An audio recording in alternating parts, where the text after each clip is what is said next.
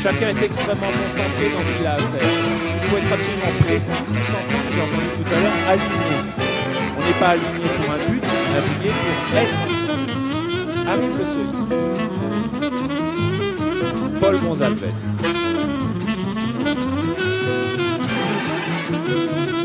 Évidemment, le soliste, quand il a terminé, qu'est-ce qu'il fait? Il se rassoit, il se met au service d'un autre soliste. Et ça tourne comme ça, pour créer ce qu'on vient de voir en ce moment, c'est-à-dire un être collectif en mouvement. Concrètement, ça marche comment un orchestre? Il y a un instrument fondamental et qui donne la pulsation à l'ensemble, c'est la contrebasse. Il apporte la pulsation et il a un rôle ingrat qui est extrêmement indispensable. Est-ce qu'il y a des gens qui ont l'impression d'avoir un rôle ingrat indispensable dans la salle et qui se considèrent comme des contrebassistes? Levez la main juste pour que je vois. Oui, quelques-uns là-bas. Oui, il y a des contrebassistes. Très bien. Alors les contrebassistes, dans l'orchestre, on les appelle les esclaves consentants. Ils s'éclatent à être au service de l'autre. Et vous enlevez le bassiste, il n'y a plus rien. On enlève les quelques mains qui sont levées, c'est fini, il n'y a plus de siope, je vous le dis. Est-ce qu'il y a des gens qui sont en affinité avec les saxophones? Bon, alors les saxophones sont ceux qui ont travaillé le plus leur instrument, à part peut-être le pianiste, et ce sont les premiers de la classe. Donc les saxophones, évidemment, ils ont un ego surdimensionné. Et figurez-vous qu'en fait, on a besoin de cet ego surdimensionné. Et on a besoin de faire en sorte qu'il puisse s'exprimer également, ces égos.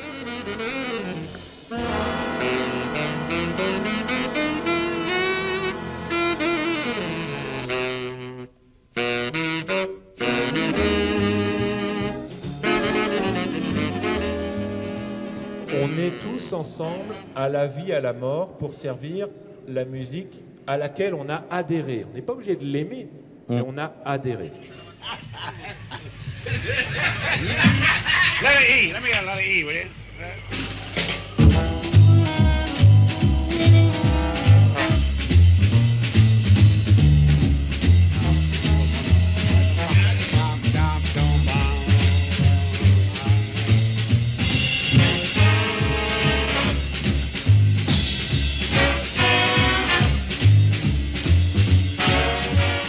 Il y a une relation de confiance qui est absolument exceptionnelle.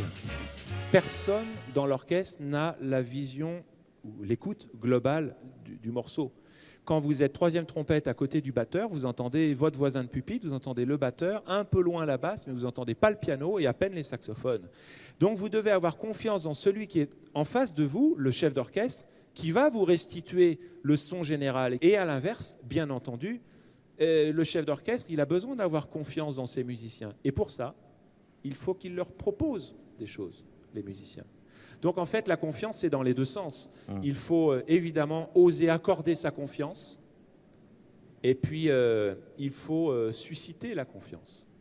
Every musician in the world has some limitation, but the wise players are those who play what they can master. Littéralement, il dit faites une ou deux choses bien, mais quand il dit bien, c'est de façon excellente. C'est-à-dire vous êtes le meilleur du monde pour faire cette chose-là, virgule, et laissez le reste aux autres. Dans un système collectif comme le vôtre, je crois qu'on a besoin d'un réseau d'experts et non pas d'une multitude de couteaux suisses, parce que finalement, leurs forces vont s'annihiler les unes les autres. En tout cas, c'est ce que nous apprend Ellington, en effet. We have the good fortune, of course, of having the same musicians to work with over a period of many years, and so we have wound up with a system of very highly personalized writing. So practically every note that's written is written for some specific instrumentalist in mind to take the solo responsibilities. On ne peut pas faire un orchestre avec 15 saxophones. Et on a besoin de tous les talents. Mais vous allez me dire, oui, bah, ça c'est facile, on le dit tout le temps. Non, mais on a vraiment besoin de talents les plus tranchés possibles. Il faut qu'ils soient extrêmement contrastés. Regardons, par exemple, 2 solistes d'Ellington. Voici comment il a construit à partir de ces solistes. Voici Johnny Hodges. Lui, c'est la grâce. une grande décontraction, une grande nonchalance, doit être accompagné de ce genre de son aussi. Cootie Williams. Ça, c'est animal, c'est du brutal, comme on dit, comme j'ai entendu tout à l'heure. Et vous remarquerez que le son, il a été produit avec un objet devant la trompette. Et là, on peut parler de l'innovation de tous les jours, celle que font les musiciens, eux-mêmes, spontanément. C'est un déboucheur d'évier que Cootie Williams a mis devant sa trompette pour créer ce son un peu brutal, comme des trompes d'éléphant. Et savez-vous comment il a appris ? Est-ce que vous croyez qu'Ellington lui a dit « Bon, écoute, Cootie Williams, tu viens de rentrer dans l'orchestre, je voudrais que tu joues de cette trompette avec ce déboucheur d'évier, et puis dès que tu es prêt, je t'écris un morceau. » Pas du tout. J'ai entendu tout à l'heure le fait d'accueillir ses partenaires, vous avez parlé de quelque chose qui touche au tutorat. Eh bien, c'est tout simple. Il est arrivé, il avait 19 ans dans l'orchestre, il a été accueilli par les musiciens, et il a été initié par les musiciens de l'orchestre eux-mêmes. Ellington n'a rien fait du tout, et au bout de 6 mois, à un moment, il a dit à Cootie Williams « Hey, t'as le son, super, je vais écrire pour toi. » Ça ne s'est pas passé autrement que comme ça. C'est-à-dire que c'est venu de la base et de l'envie du musicien. Et Ellington n'a plus qu'à mettre en scène ce talent qui lui a été apporté. Listening is the big thing in music. I believe not analysis, but listening. Il va créer les conditions d'être à l'écoute de ses musiciens, d'être à l'écoute de son public, et chacun des musiciens va être à l'écoute du chef d'orchestre et du public pour apporter le meilleur de lui-même et apporter ces fameuses conditions de l'invention. Jouer juste ou jouer faux, ça ne veut rien dire, c'est une question de contexte. Si vous êtes dans un contexte SIOP, ou si vous êtes hors contexte SIOP, la même note peut être juste ou peut être fausse. Et quand elle est assumée, qu'elle est portée par quelqu'un et qui va venir voir François en disant « Bon, François, j'ai une super idée, il faut qu'on le fasse ensemble. Il y a 10-12 personnes, on s'est réunis, on a travaillé dessus, il faut qu'on te raconte. » Ben, je suis désolé, il attend que ça. Et moi, je n'attends que ça de la part des musiciens de l'orchestre. Et c'est quoi inventer ? Ben, c'est finalement oser déployer ses ailes à l'intérieur d'un cadre donné, accepté, assumé. Et on sent qu'à l'intérieur de ce cadre, on peut tout se permettre, tout risquer, tout assumer, y compris l'erreur.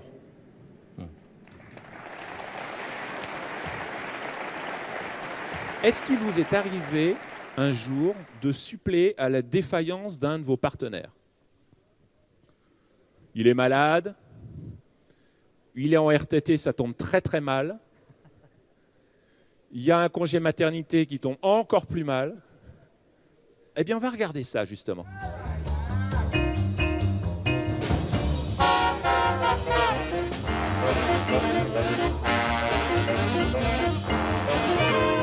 Oui, vous avez remarqué un truc bizarre. Eh bien, c'est Jimmy Hamilton, au ténor, qui fait la solo à la place de son partenaire Paul Gonsalves, qui est en train de dormir. Il joue. C'est pas un super solo, mais il fait ce qu'il peut au mieux. Il a terminé son solo, on arrive à la fin du morceau, et on va aller vers un solo de batterie. Mais la question, c'est comment Ellington va sortir de ce problème.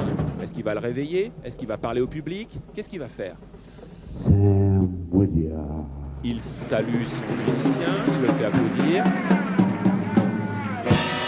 Grand point d'or qui ne réveille toujours pas Paul. Et regardez maintenant, Ellington parle à son public comme si de rien n'était. Et Jimmy Hamilton va le réveiller tout doucement avec une grande délicatesse. Regardez, regardez ce qu'il fait tout doucement, gentiment. Gentiment. Coucou, réveille-toi. Évidemment, il pourrait y avoir des procédures épouvantables pour ce Paul Gonsalves. Et on a dit à Ellington, comment tu fais pour travailler avec ce gars-là, puisqu'il dort sur scène? Et Ellington a répondu, si tu savais ce qu'il est capable de faire quand il est réveillé.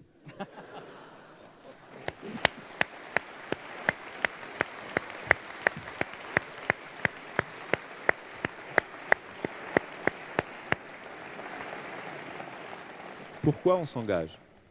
Au-delà de sa musique, il y avait des valeurs qui étaient portées par Ellington. Mais des valeurs absolument magnifiques, des valeurs d'excellence, j'en ai parlé. des valeurs de dépassement. Rendez-vous compte qu'Ellington disait « Toute difficulté est une chance pour l'être humain à se surpasser ». Alors moi, ça me parle, ça. Ça me parle, et ce qui me parle également, c'est une posture humaniste, une posture d'élévation de l'être humain, une posture de passion, de générosité, de solidarité et de spiritualité, bien sûr, qui sont bien au-delà du fait de bien jouer de la musique.